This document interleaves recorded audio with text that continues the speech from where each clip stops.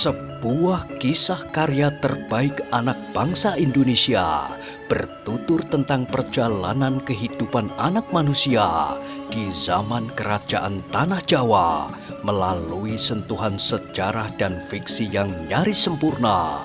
Dengan bangga kami persembahkan satu di antara karya terbaik dari Esa Mintarja yang berjudul Jejak di Balik Kabut.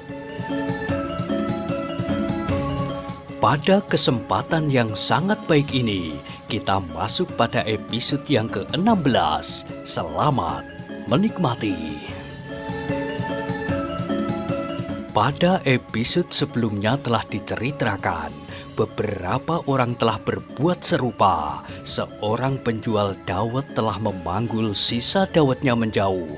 Dalam pada itu, maka perempuan yang berpakaian asing itu agaknya benar-benar menjadi marah. Karena itu maka katanya, "Aku tidak akan pergi sebelum aku membuat perhitungan dengan kau yang telah menghina perguruan kami. Itu terserah kepadamu, aku tidak peduli, tetapi aku akan meninggalkan tempat ini." "Kau juga tidak akan meninggalkan tempat ini sebelum kau berlutut di hadapanku dan mohon maaf atas kelancanganmu mengucapkan kata-kata penghinaan atas perguruan kami. Jangan aneh-aneh, jangan bermimpi tentang sesuatu yang tidak akan pernah terjadi. Kau tahu watak orang-orang Gua Lampin? Tahu, mereka adalah perempuan-perempuan yang membenci perempuan. Di perguruan Gua Lampin memang terdapat beberapa orang laki-laki.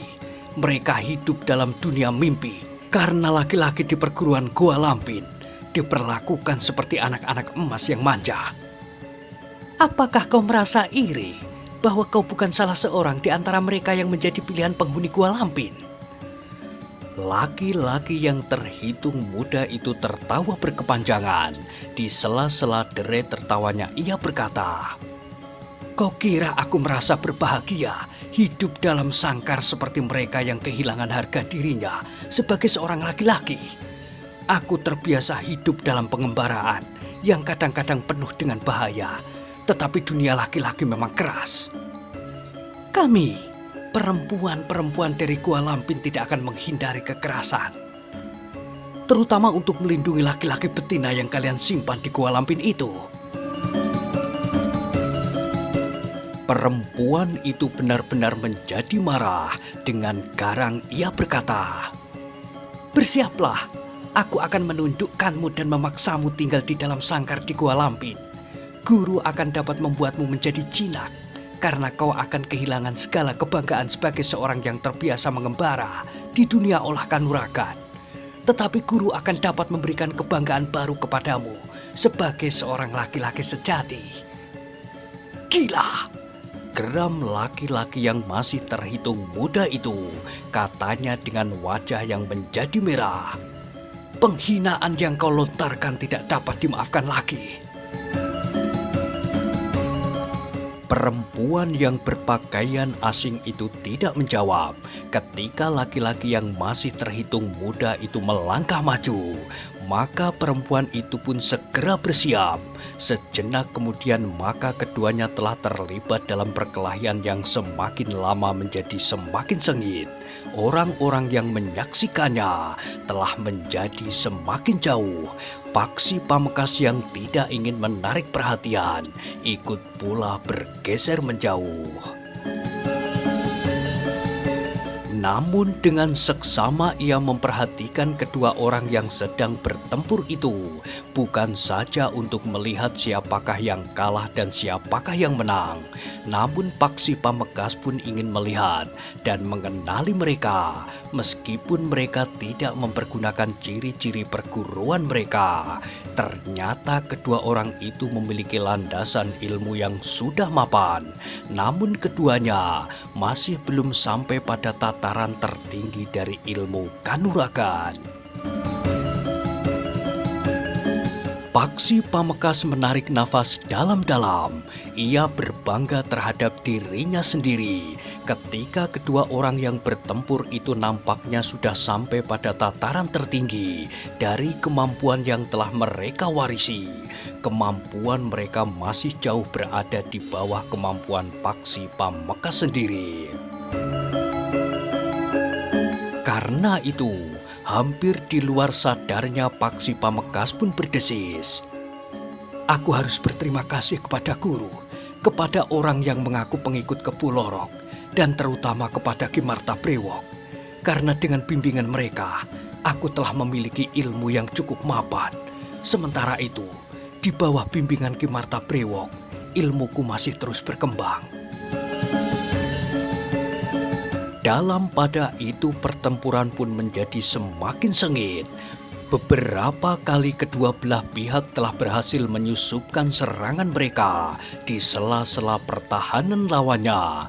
Ketika laki-laki yang masih terhitung muda itu terlambat menangkis serangan lawannya, maka kaki lawannya itu telah menghantam dadanya sehingga laki-laki itu terdorong beberapa langkah surut.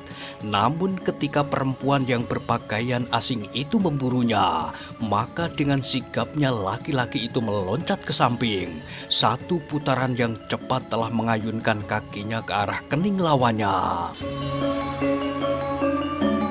Perempuan itu sempat melihat serangan lawannya. Dengan cepat kedua lengannya telah melindungi kepalanya. Tetapi ayunan kaki itu demikian kerasnya sehingga perempuan itu hampir saja kehilangan keseimbangannya. Untunglah bahwa dengan sigap ia menggeliat dan sesaat kemudian perempuan itu sudah tegak berdiri dengan kokohnya. Namun lawannya justru bergerak cepat. Serangan-serangannya kemudian datang beruntun seperti banjir bandang. Perempuan yang berpakaian asing itu mulai terdesak. Betapapun ia mencoba mengimbangi kecepatan gerak lawannya, namun beberapa kali ia harus berloncatan menghindar serta mengambil jarak. Tetapi lawannya selalu saja mendesaknya. Serangan-serangannya seakan-akan menjadi semakin cepat memburunya. Dalam keadaan yang sulit, maka perempuan yang berpakaian asing itu telah menarik pedangnya dengan cepat. Satu ayunan yang deras hampir saja memenggal kepala laki-laki yang masih terhitung muda itu. Namun laki-laki itu sempat meloncat jauh-jauh untuk mengambil jarak. Namun perempuan itu pun memburunya. Ia tidak ingin kehilangan saat-saat berharga ketika laki-laki itu masih terkejut mendapat serangannya itu. Namun ketika perempuan itu mengayunkan pedangnya sekali lagi menyerang ke dahi lawannya, maka laki-laki itu menangkisnya dengan pedangnya pula. Benturan senjata itu pun tidak dapat dielakkan lagi. Bunga api memercik dari benturan dua bilah pedang yang terbuat dari baja pilihan.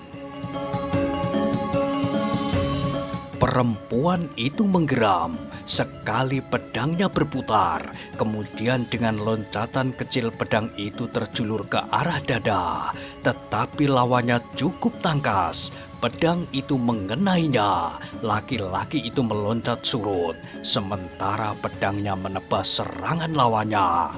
Yang terjadi kemudian adalah benturan antara dua jenis ilmu pedang yang mempunyai landasan dasar yang berbeda. Namun keduanya menunjukkan kemampuan mereka, sehingga pertempuran itu pun menjadi semakin menegangkan. Paksi Pamekas menyaksikan pertempuran itu dengan dahi yang berkerut. Kedua orang yang bertempur itu masih harus lebih banyak berlatih agar ilmu mereka menjadi semakin berkembang. Bagi Paksi Pamekasan, keduanya masih terhitung pada tataran yang belum dapat dibanggakan. Paksi Pamekasan menarik nafas dalam-dalam.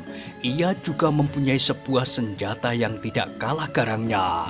Dari pedang di gubuknya, ia mempunyai sebatang tongkat yang di tangannya akan dapat menjadi lebih berbahaya daripada pedang di tangan kedua orang itu.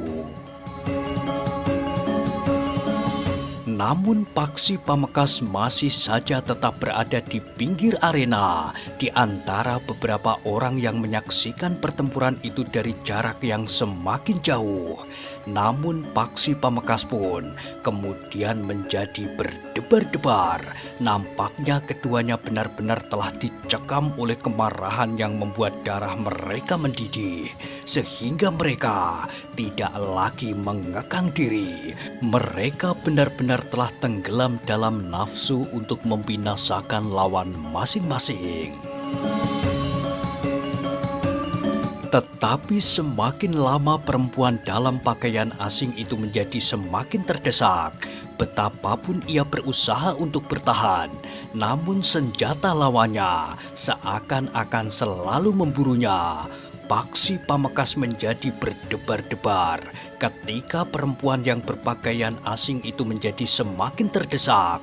Ujung pedang lawannya bahkan telah mulai menyentuh kulitnya, sehingga sebuah goresan kecil menyilang di lengannya, mengoyak bajunya. Perempuan itu mengumpat. Bajunya yang koyak dan kulitnya yang berdarah membuatnya semakin marah. Tetapi lawannya, seorang laki-laki yang merasa terhina oleh sikap perempuan itu, nampaknya benar-benar telah tersinggung. Ia ingin benar-benar merendahkan lawannya di hadapan banyak orang yang menyaksikan pertempuran itu meskipun dari kejauhan. Karena itu, maka ketika lawannya menjadi semakin terdesak, laki-laki itu berkata, "Aku memberi kesempatan kepadamu untuk menyerah, berlutut dan mohon maaf. Aku akan memaafkanmu, karena perguruan Sat memang tidak ingin bermusuhan dengan perguruan Gua Lampin. Meskipun ada perbedaan-perbedaan yang mendasar, tetapi kita dapat berjalan sendiri-sendiri tanpa saling mengganggu." "Setan kau," geram perempuan itu. "Kau jangan mencoba menghina perguruan Gua Lampin. Tetapi satu kenyataan harus kau hadapi. Kau sudah terluka, bajumu sudah koyak. Jika kita bertempur terus, maka bajumu akan terkoyak di mana-mana, sedangkan luka di tubuhmu akan menganga semakin lebar." Wajah perempuan itu menjadi merah. Ia memang tidak dapat mengelakkan diri dari kenyataan bahwa bajunya memang sudah terkoyak. Tetapi harga dirinya sebagai murid dari Goa Lampin tidak memungkinkannya untuk menyerah. Namun dalam keraguan-raguan itu terdengar suara seorang perempuan lain dengan lantangnya. "Kau anak dari perguruan Sat. Apakah kau memang sengaja memulai permusuhan dengan kami?" Laki-laki yang masih terhitung muda yang datang dari perguruan Sat itu termangu-mangu sejenak, namun kemudian wajahnya menjadi tegang. Ia melihat seorang perempuan lain yang melangkah mendekati perempuan yang hampir dikalahkannya itu. Perempuan yang muncul berjalan dari antara banyak orang yang menyaksikan pertempuran itu dari jarak yang agak jauh. Murid perguruan Sat itu tidak segera menjawab. Yang dilihatnya adalah seorang perempuan dalam pakaian yang wajar, seperti perempuan-perempuan lain yang pergi ke pasar. Ia mengenakan kain lurik berwarna coklat, bajunya pun berwarna coklat pula. Selembar selendang lurik yang juga berwarna coklat, tetapi sedikit lebih tua dari bajunya, tergantung di pundaknya. Langkah perempuan itu pun tidak menunjukkan langkah yang berbeda dengan kebanyakan perempuan. Langkah-langkah kecil meskipun cepat. Perempuan yang berpakaian asing, yang lengannya terluka itu memandang perempuan yang datang itu dengan penuh harap. Bahkan ketika perempuan dalam pakaian lurik coklat itu mendekat, perempuan yang terluka pundaknya itu mengangguk sambil merendahkan tubuhnya pada lututnya. "Aku sudah melihat apa yang terjadi," berkata perempuan berpakaian coklat itu. "Ya guru," jawab perempuan yang terluka lengannya. "Anak dari perguruan saat itu mencampuri urusanku." Perempuan berpakaian coklat itu memandang laki-laki yang disebutnya dari perguruan saat itu dengan tajamnya. Sekali lagi ia berkata, "Kau sengaja membuat persoalan dengan kami, perguruan Gua Lampin." "Bukan maksudku," jawab laki-laki itu.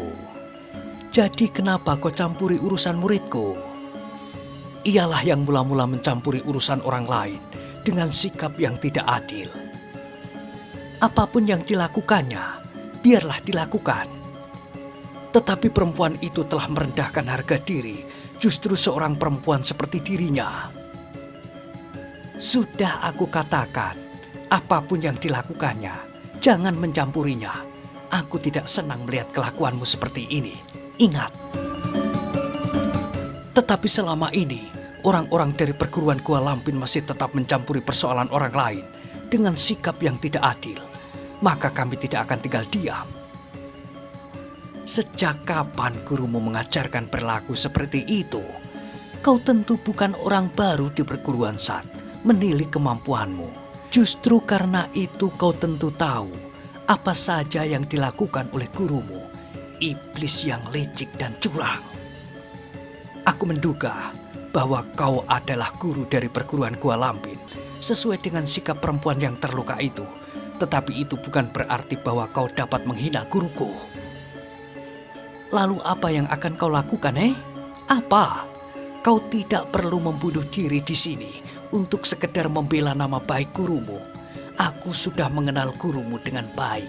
Kau pun tentu juga sudah mengenalnya. Apalagi?"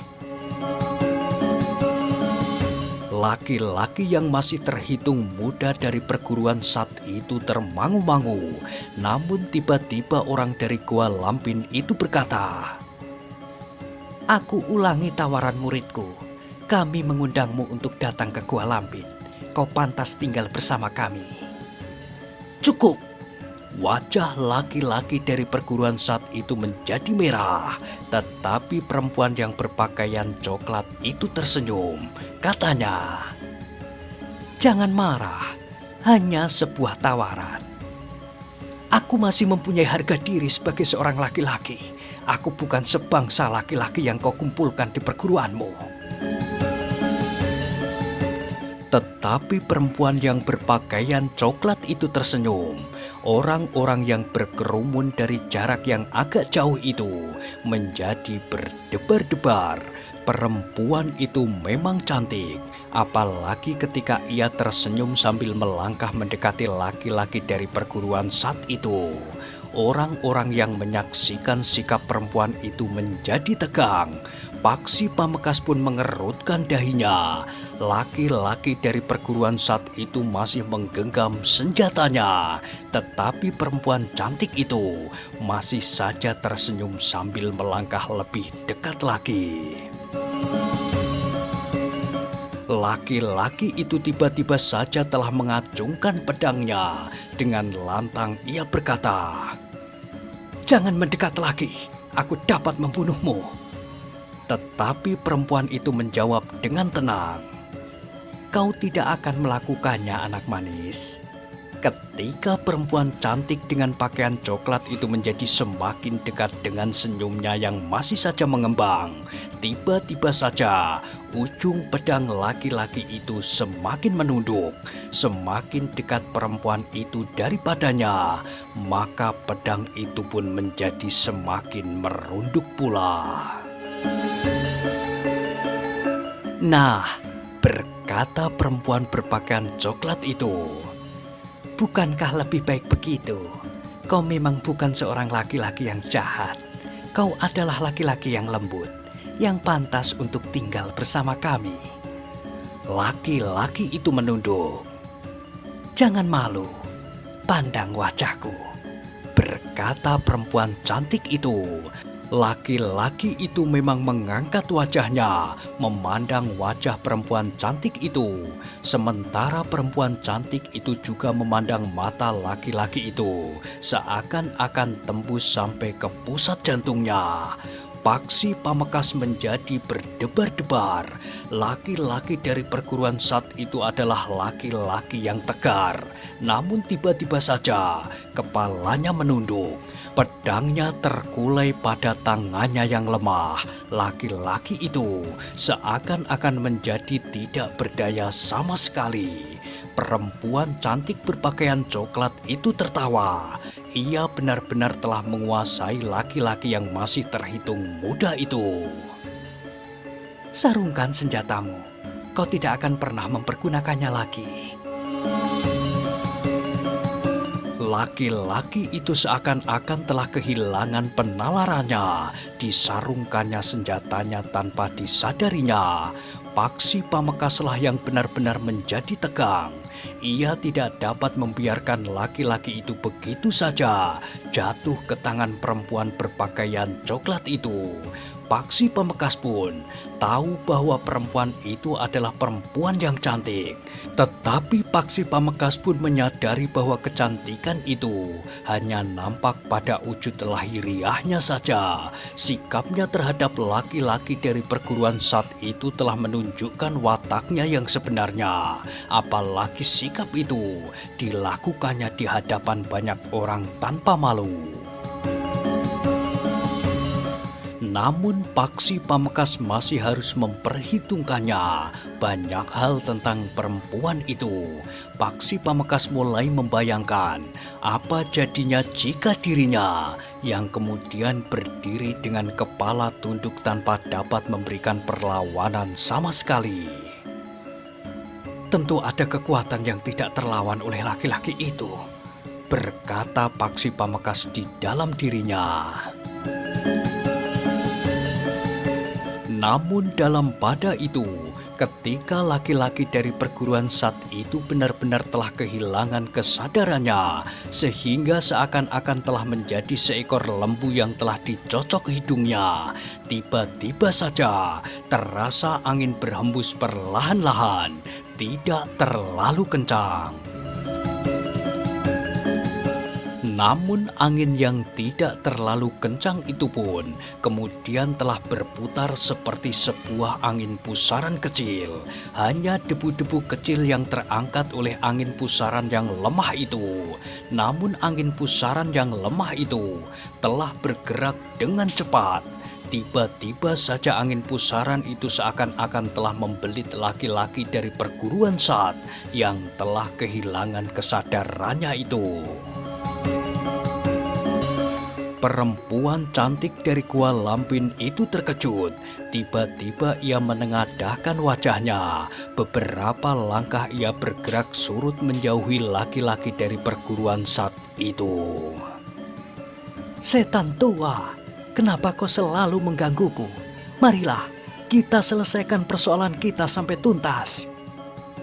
Tidak terdengar jawaban apa-apa, tetapi yang terjadi kemudian adalah bahwa laki-laki yang kehilangan kesadaran itu tiba-tiba mengangkat wajahnya seperti orang terbangun dari tidurnya. Ia memandang berkeliling. Namun tiba-tiba saja laki-laki itu meloncat mundur sambil menarik senjatanya dari sarungnya. Dengan garang ia pun berkata, "Apa yang sudah kau lakukan?" Perempuan yang semula nampak cantik dengan senyum yang selalu menghiasi bibirnya itu mengerutkan dahinya. Wajahnya tidak lagi nampak ramah seperti sebelumnya. Baik, tiba-tiba perempuan itu melangkah mundur. Aku bebaskan muridmu yang satu ini sekarang. Tetapi jika sekali lagi ia mencampuri urusan muridku tentang apa saja, maka ia akan hanyut ke dalam dunia mimpinya yang indah. Sayang, kau sudah terlalu tua untuk itu. Cukup, Laki-laki yang memegang senjatanya itulah yang membentak, tetapi perempuan itu tertawa berkepanjangan sambil berkata, "Jangan menyalak begitu garang serigala kecil. Kau dapat melakukannya jika gurumu ada di dekatmu." Laki-laki itu tidak menjawab, sementara perempuan cantik yang berpakaian coklat itu pun melangkah meninggalkan laki-laki itu sambil berkata kepada muridnya, perempuan yang lengannya tergores senjata itu, "Marilah, biarlah anak itu kita lepaskan kali ini." Laki-laki dari perguruan saat itu tidak memburunya, tetapi ketika ia memandang berkeliling, maka wajahnya serasa menjadi panas. Laki-laki itu merasa sangat malu setelah ia sadari apa yang terjadi atas dirinya. Karena itu, maka dengan serta-merta, laki-laki itu pun segera melangkah pergi, meninggalkan lingkungan pasar yang dicekam oleh ketegangan itu. Demikian, laki-laki itu pergi, sementara kedua orang perempuan yang aneh itu tidak nampak lagi. Maka orang-orang pun menjadi sibuk. Mereka pun segera membenahi barang dagangan mereka. Paksi Pamekasan sendiri masih berdiri termangu-mangu. Bahkan kemudian Paksi Pamekasan telah berdiri bersandar sebatang pohon di depan pasar yang menjadi semakin sepi. Ketika Paksi Pamekasan melihat seorang penjual makanan yang duduk dengan wajah sendu menunggui dagangannya, ia pun telah melangkah mendekat. Sambil duduk di sebelahnya, Paksi Pamekasan bertanya, "Kau tidak pulang, Bibi?" Perempuan itu menarik nafas dalam-dalam. Katanya, "Kau lihat, Nger, daganganku masih banyak.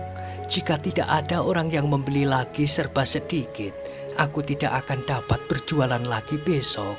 Karena aku tidak mempunyai uang cukup untuk membeli bahan-bahannya. Hari ini daganganku hampir masih utuh." "Apakah karena ketegangan tadi, maka makanan yang Bibi jajakan ini tidak laku?" "Siapa yang akan sempat berpaling pada makanan yang aku jajakan?"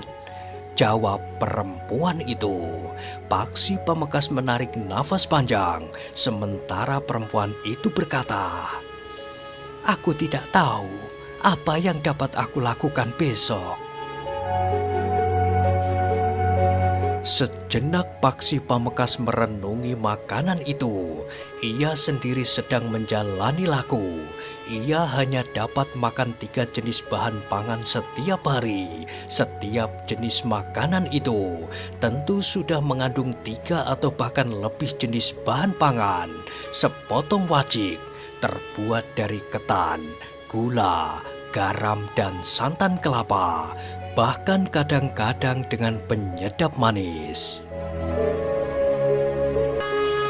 Tetapi Paksi Pamekasan tidak sampai hati melihat kegelisahan perempuan tua itu.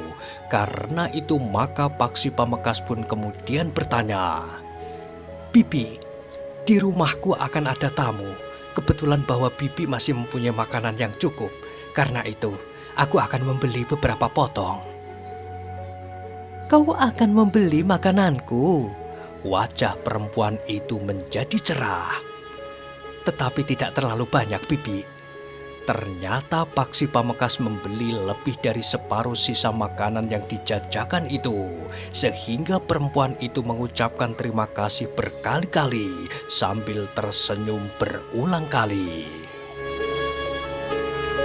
Sejenak kemudian, maka Paksi Pamekasan pun telah membawa makanan yang dibungkus dengan daun pisang itu. Tetapi Paksi Pamekasan tidak tahu untuk apa makanan sebanyak itu, karena ia sendiri tidak dapat memakannya. Sementara itu, pasar memang menjadi semakin sepi. Perempuan yang menjual makanan itu pun telah membenahi dagangannya pula. Nampaknya dengan uang yang didapatnya dari Paksi Pamekasan, ia akan dapat berjualan lagi esok pagi. Sementara itu Paksi Pamekaas masih kebingungan dengan makanannya. Namun akhirnya Paksi Pamekaas berkesimpulan untuk membawa makanan itu pulang. Ketika di jalan pulang ia melihat sekelompok gembala sedang beristirahat di bawah sebatang pohon yang rindang. Sementara kambing-kambing mereka pun berkeliaran di padang rumput yang hijau. Maka Paksi Pamekaas tertegun. Beberapa orang anak di antaranya sudah dikenalnya karena Paksi Pamekaas pernah berbincang-bincang dengan mereka. Karena itu, maka Paksi Pamekaas pun telah mendatanginya. Sambil duduk bersama mereka, Paksi berkata, "Hei, aku membawa makanan buat kalian." "Makanan apa, Kang?" bertanya seorang anak yang kuncung di ubun-ubunnya memanjang sampai ke dahi.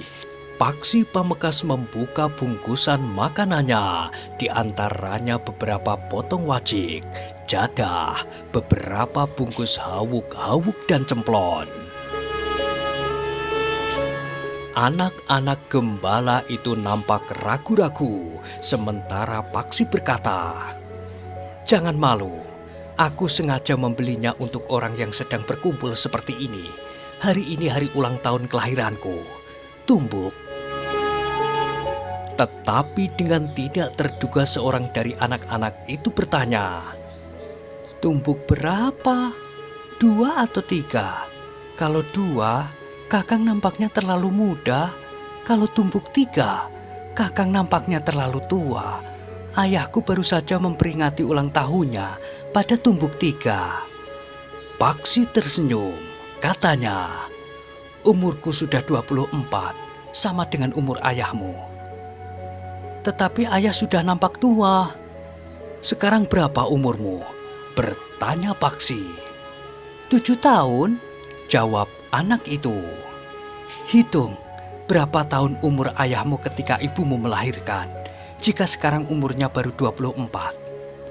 Anak itu termangu-mangu. Ia tidak dapat menjawab pertanyaan Paksi Pamekaas. Namun Paksi pun bertanya pula, "Siapa yang mengatakan bahwa ayahmu baru saja ulang tahun pada tumbuk 3? Tentu keliru, mungkin tumbuk 4. Anak itu masih saja termangu-mangu, tetapi Paksi Pamekaas pun kemudian berkata, "Nah, lupakan saja umur ayahmu dan umurku. Sekarang, marilah kita makan bersama-sama." Anak-anak itu tidak menunggu lebih lama lagi. Mereka segera memungut makanan sesuai dengan selera masing-masing. "Ini masih ada," berkata Paksi Pamekaas. Anak-anak itu hanya saling berpandangan. Masih seonggok makanan yang tersisa, tetapi anak-anak itu nampaknya enggan untuk mengambil lagi. Paksi Pamekaas tersenyum, namun ia pun segera bangkit sambil berkata, "Aku akan pulang. Terserah kepada kalian, apakah kalian akan menghabiskan makanan itu atau tidak." Tidak ada yang menyahut. Karena itu maka Paksi Pamekaas pun kemudian berkata, "Sudahlah, aku minta diri." Diusapnya kepala beberapa orang anak yang sedang menggembalakan kambing itu. Kemudian Paksi Pamekaas itu pun segera melangkah pergi. Ketika Paksi Pamekaas sudah meloncati parit dan berdiri di jalan, maka ia pun berpaling. Dilihatnya anak-anak itu sedang sibuk berebut makanan yang ditinggalkan oleh Paksi Pamekaas.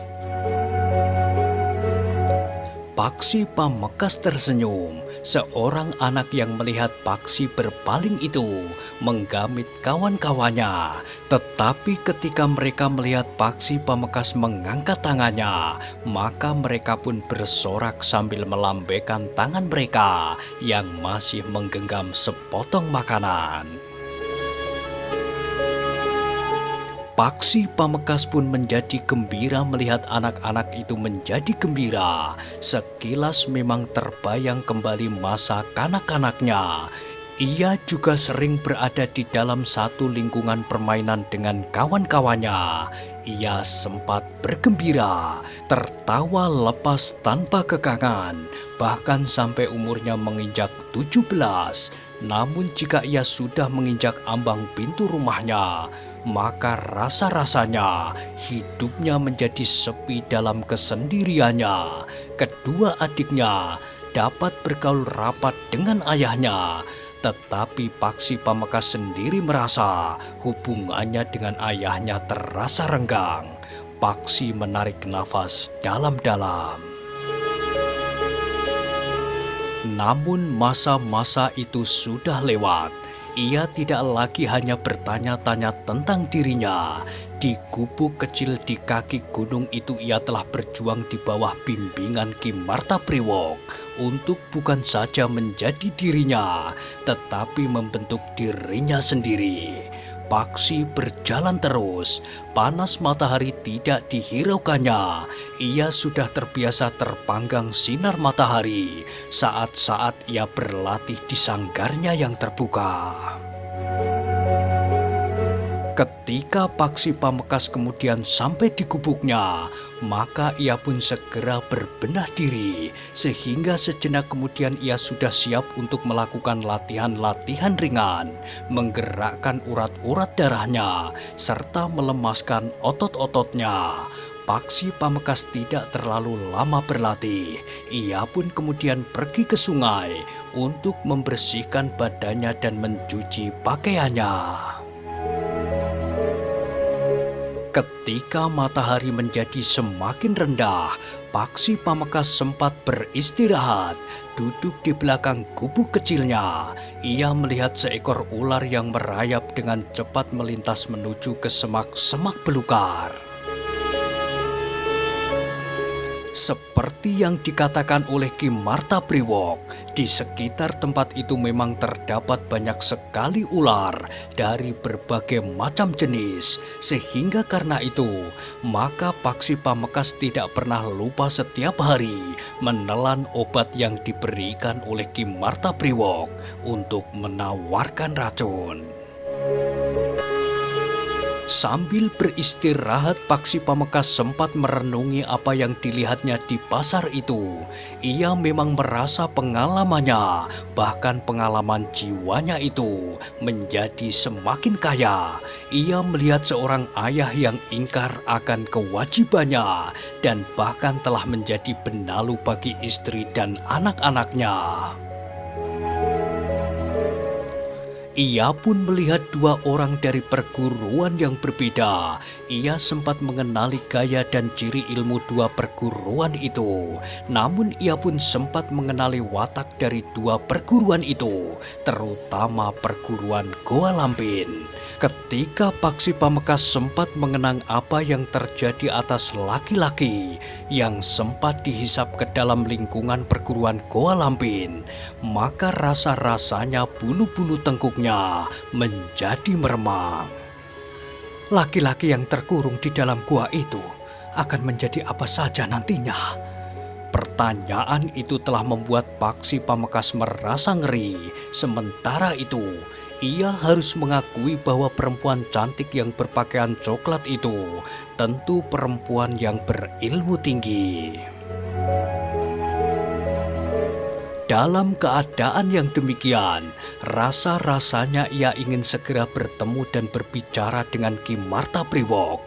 Ia ingin menanyakan apa saja yang sebenarnya terjadi dengan laki-laki dari perguruan Sat itu. Paksi Pamekasan menarik nafas dalam-dalam. Ia pun kemudian bangkit berdiri. Diraihnya kapaknya yang terselip pada dinding rumahnya. Namun sambil melangkah ke halaman, Paksi Pamekasan teringat pada perempuan tua yang berjualan makanan. Nampaknya hidupnya dan barangkali juga dengan keluarganya tergantung dari setampah makanan yang dijajakannya itu. Namun sejenak, kemudian Paksi pun telah tenggelam dalam kerjanya. Dengan kapaknya ia membelah gelondong-gelondong kayu bakar. Kemudian kayu yang sudah terbelah itu dijemurnya di sisa panasnya matahari. Tetapi kayu-kayu itu tidak perlu ditempatkan di tempat yang terlindung, karena nampaknya hujan masih belum segera turun. Paksi Pamekasan pun kemudian telah mengisi waktunya dengan berlatih pula.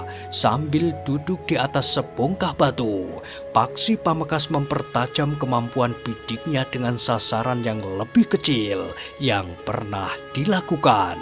Seikat jerami yang digantung di tempat yang lebih jauh dari latihan-latihannya terdahulu.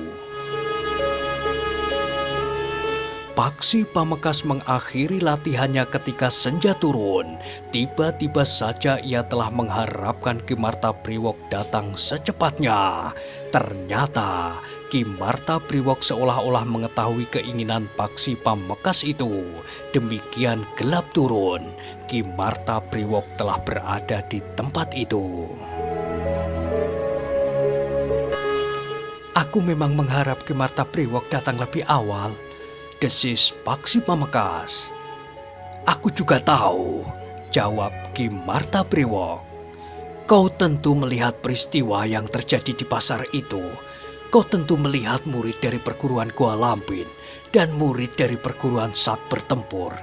Kau juga tahu kedatangan iblis betina, maha guru dari perguruan Gua Lampin itu." "Apakah Ki Martabriwoh juga melihatnya?" "Aku tidak sengaja melihatnya, tetapi aku mengikuti perkembangan keadaan. Sejak semula, aku melihat laki-laki yang memukul istrinya itu. Aku melihat bagaimana perempuan Gua Lampin itu mencampuri persoalan suami istri itu, dan bagaimana anak dari perguruan Sat itu ikut pula melibatkan diri." "Ki Marta," desis Paksi Pamekasan, "ada yang ingin aku tanyakan. Apa yang sebenarnya terjadi ketika laki-laki dari perguruan Sat itu tiba-tiba kehilangan pribadinya? Ia menjadi seakan-akan pasrah serta melakukan segala perintah perempuan berpakaian coklat itu." "Perempuan itu mempunyai kekuatan semacam kekuatan sihir. Siapa yang dipandangi matanya, serta orang yang dipandangi matanya itu memandang matanya pula, maka ia akan terpengaruh oleh kuasa ilmu perempuan itu. Orang yang demikian tidak lagi tahu apa yang dilakukan. Ia berbuat apa saja sesuai dengan kehendak perempuan yang menyihirnya itu, bahkan untuk membunuh diri sekalipun." Paksi menarik nafas dalam-dalam. Sementara itu Ki Martabriwoh berkata, "Ada baiknya kau melihatnya, Paksi. Dengan demikian, kau mendapat satu pengalaman baru, sehingga kau harus belajar bagaimana menghadapi pengaruh sihir seperti itu." Paksi mengangguk-angguk kecil. "Di samping itu," berkata Ki Martabriwoh, "kau harus mengenali kedua perguruan itu pula. Serba sedikit kau tentu sudah mendapat gambaran isi dari perguruan Gua Lampin. Gua Lampin sebenarnya adalah nama sebuah gua kecil, namun padepokan yang dibangun di sekitar gua itu kemudian disebut Padepokan Gua Lampin. Padepokan itu dibangun sedemikian rupa sehingga gua itu berada di dalam padepokan itu." Paksi Pamekasan masih mengangguk-angguk, sementara Ki Martabriwoh pun berkata, "Sedangkan perguruan Sat adalah perguruan yang samar-samar. Aku tidak dapat mengetahui dengan pasti garis kebijaksanaan pemimpinnya, tetapi untuk sementara kau harus berhati-hati. Aku melihat sifat-sifat yang agak licik pada perguruan itu." "Ki Marta," berkata Paksi Pamekasan kemudian, "apakah ada cara-cara khusus untuk mengatasi kekuatan sihir itu? Ilmu itu sangat mengerikan.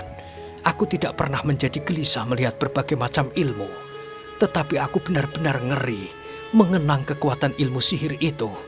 Aku selalu dibayangi oleh angan-angan apa yang terjadi dengan diriku jika aku jatuh ke tangan iblis betina itu. Lebih baik dadaku ditembus oleh ujung tombak daripada terpengaruh oleh ilmu itu." Ki Martabriwoh tersenyum. katanya. "Baiklah, aku akan berusaha membantumu. Kau harus melapisi kesadaranmu dengan ketahanan jiwani yang tinggi. Aku akan menjalani laku apapun untuk menemukan kekuatan yang dapat melawan ilmu sihir itu. Kau harus menyelesaikan laku yang sedang kau jalani sekarang lebih dahulu, Paksi. Sementara itu, kau dapat mempersiapkan dirimu untuk menjalani laku berikutnya.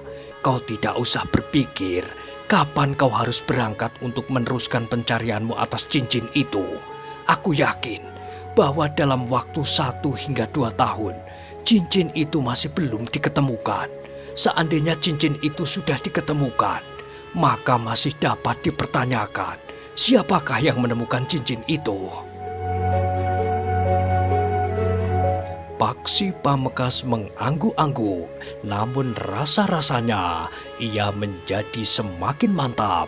Namun Ki Martapriwok itu masih berkata pula, "Untuk sementara waktu, Paksi, kau dapat menghindarkan diri dari pengaruh sihir itu dengan lembaran ketabahan hati, serta berusaha untuk tidak memandang orang yang kau curigai mempunyai ilmu sihir itu pada matanya.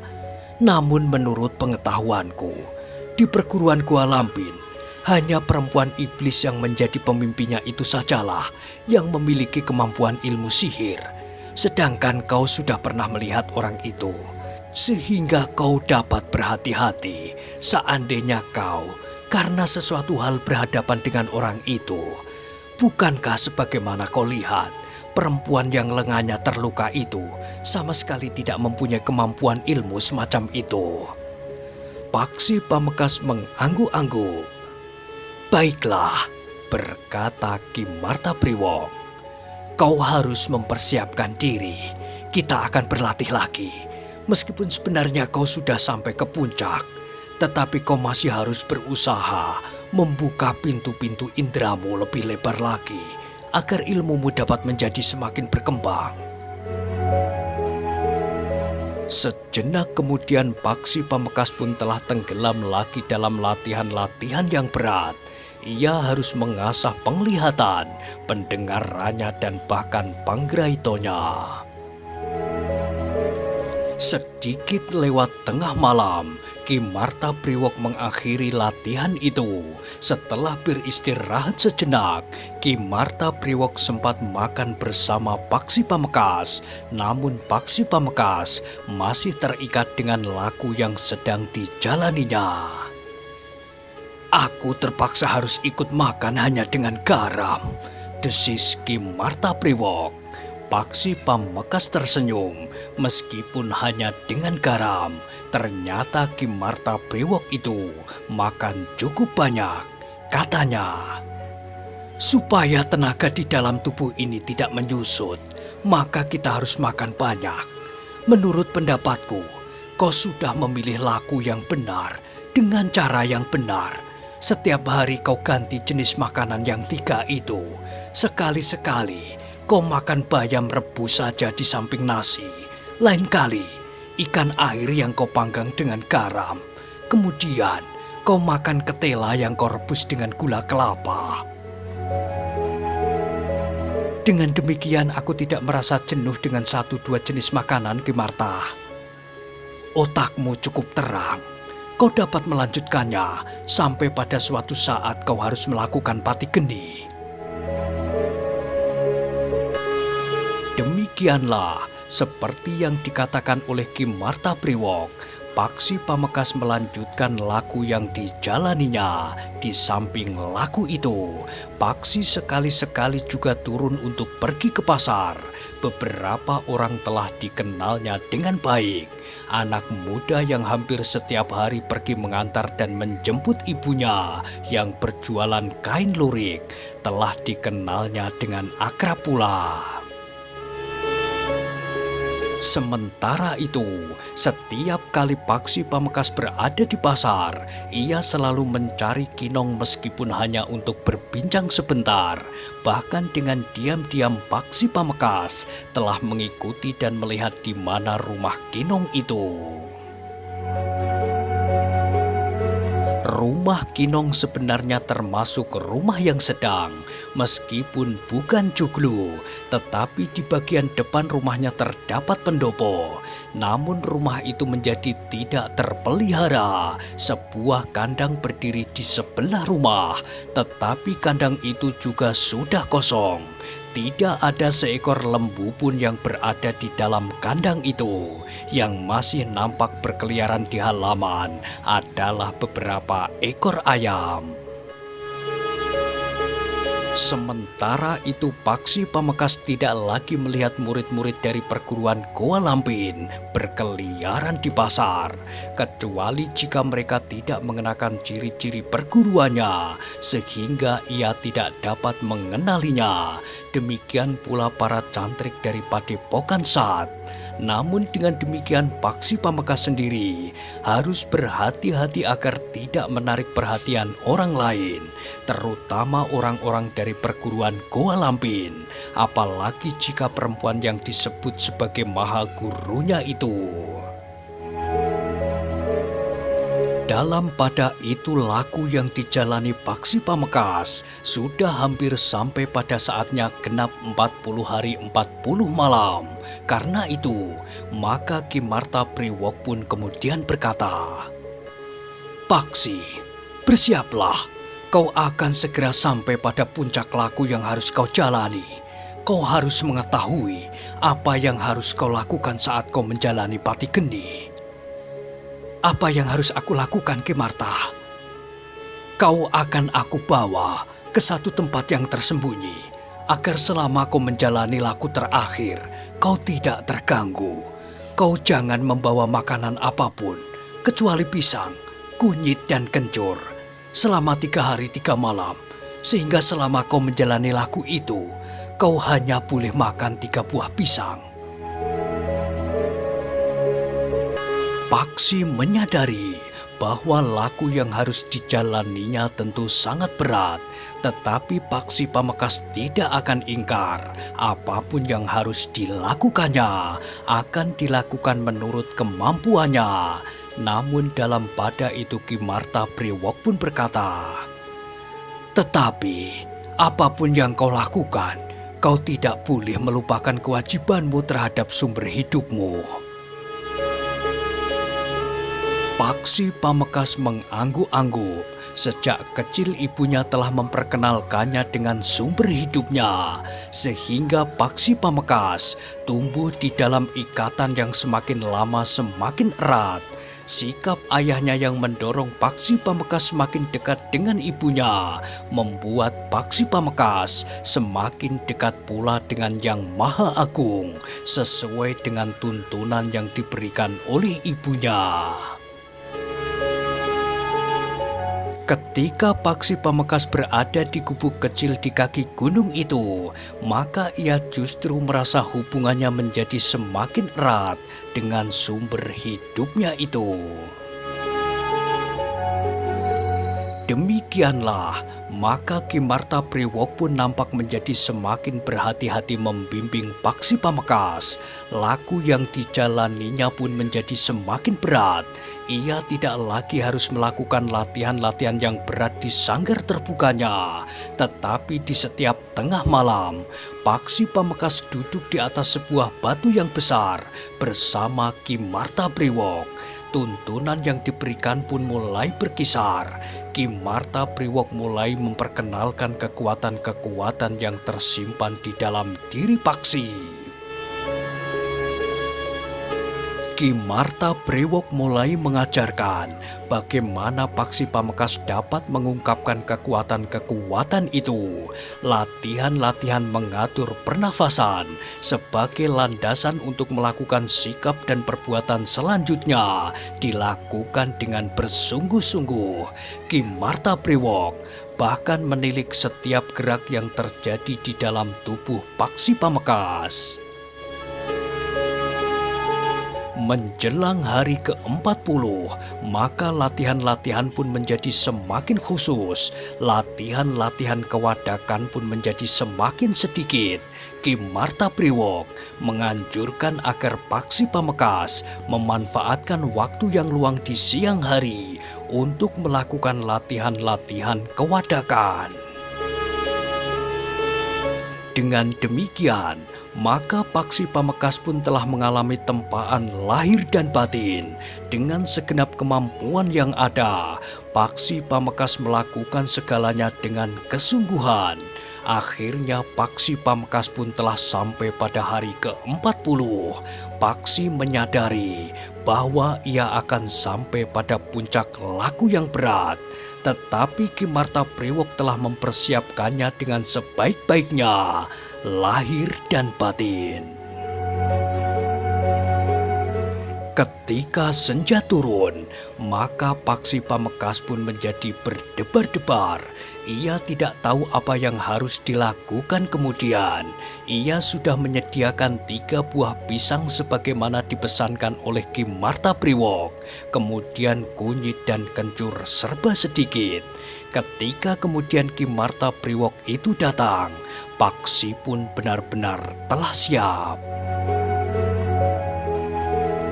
Nampaknya kau telah mempersiapkan diri dengan baik, Paksi.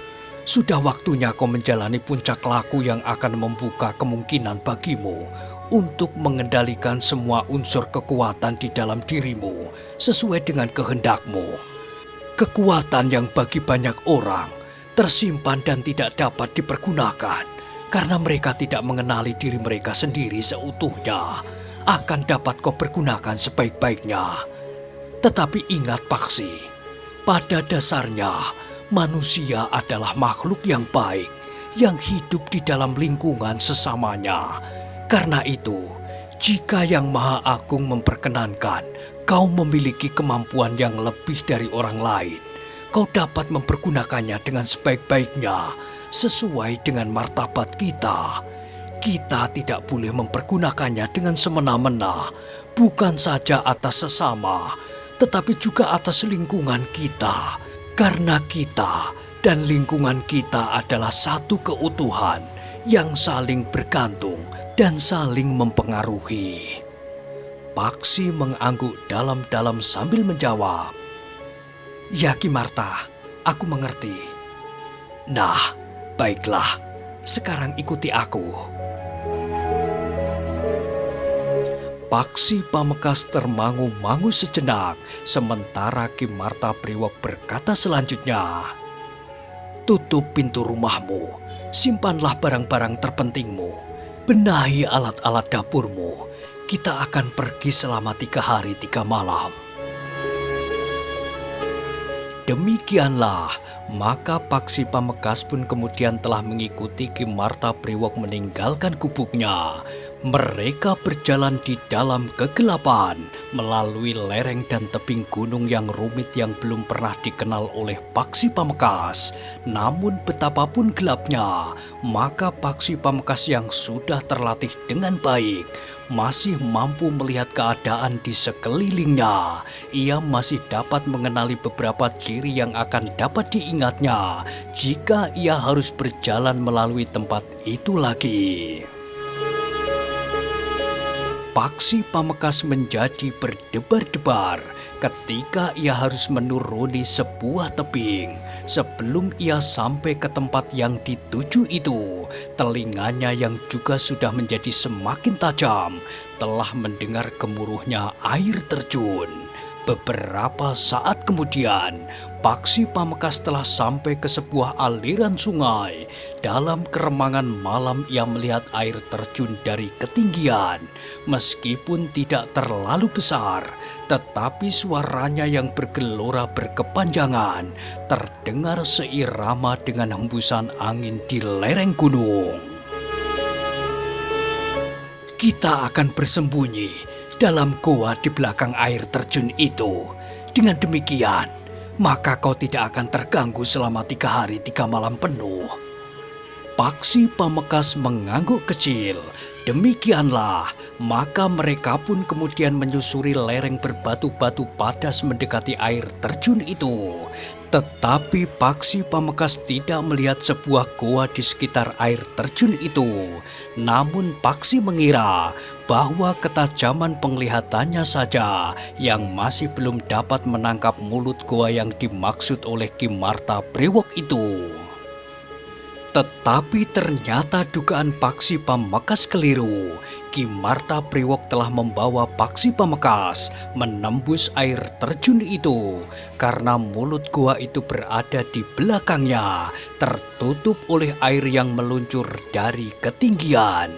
Dengan demikian maka keduanya menjadi basah kuyup ketika mereka kemudian berdiri di sebuah mulut goa. "Marilah," berkata Ki Marta Brewok, namun ia pun mengingatkan pula, "Juga di dalam goa ini terdapat banyak ular dari berbagai jenis. Tetapi jika kau sudah minum obat itu, maka kau tidak usah menjadi cemas." Paksi Pamekasan tidak menjawab. Ia melangkah dengan hati-hati di belakang Ki Marta Brewok. Di dalam gua itu gelap terasa menjadi semakin pekat. Tetapi perlahan-lahan penglihatan Paksi Pamekasan yang tajam itu mulai membiasakan diri dengan kegelapan itu. Meskipun sangat samar, namun Paksi Pamekasan mulai dapat melihat isi gua itu. Yang nampak tidak lebih dari bebatuan, batu-batu yang tajam menggantung dan yang lain mencuat dari bawah. Keduanya melangkah semakin lama menjadi semakin dalam. Titik-titik air menetes di mana-mana, sehingga di bawah kaki mereka, air itu berkumpul dan mengalir keluar. Beberapa saat kemudian, Ki Marta Brewok telah membelok memasuki cabang gua yang lebih kecil, memanjang menusuk perut bumi. Di ujung cabang gua yang dalam itulah, kemudian Ki Marta Brewok memerintahkan Paksi Pamekasan untuk mencari tempat duduk.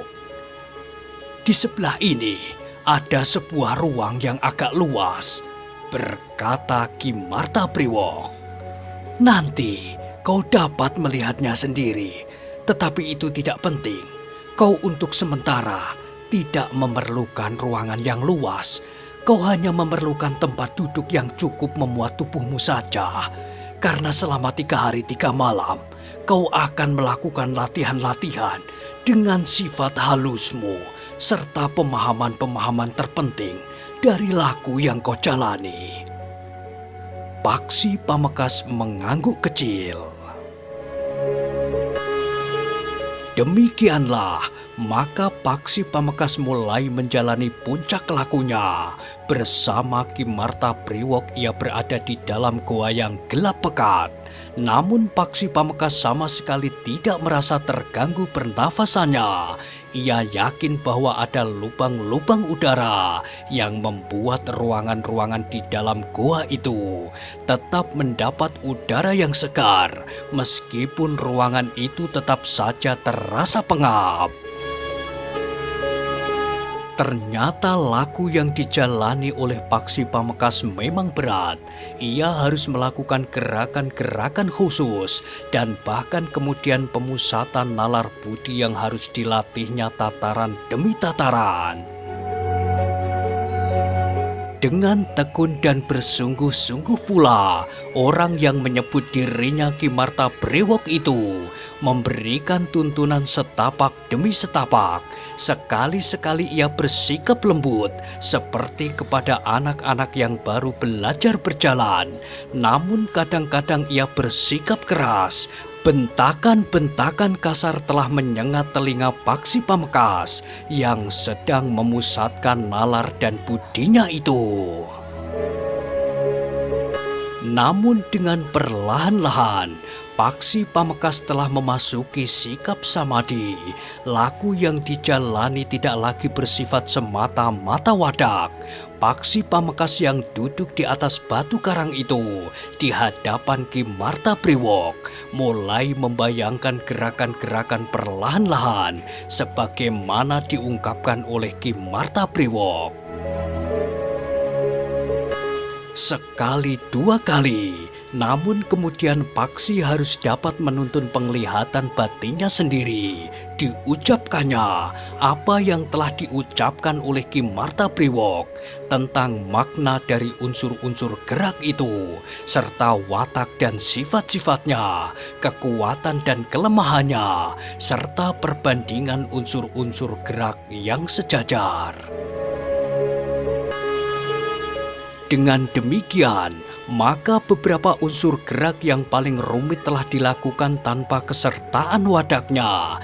Namun unsur-unsur itu bagaikan telah terpahat di dinding jantungnya, sehingga tidak akan pernah dilupakannya.